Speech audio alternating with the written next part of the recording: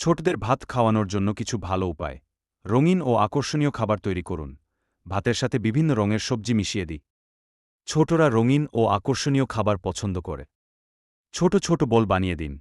ভাতের ছোট ছোট বল তৈরি করে দিন যা খেতে ও ধরতে সহজ। খেলনা ব্যবহার করুন। ছোট ছোট অংশ দিন।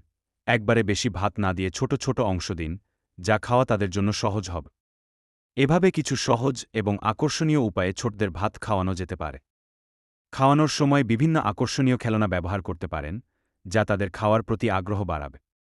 কাহিনী বলুন বা গান গেয়ে শোনান। খাওয়ানোর সময় ছোটদের প্রিয় কাহিনী বলুন বা গান গেয়ে শোনা। এতে তারা খাওয়ার সময় মনোযোগ দিতে পারবে।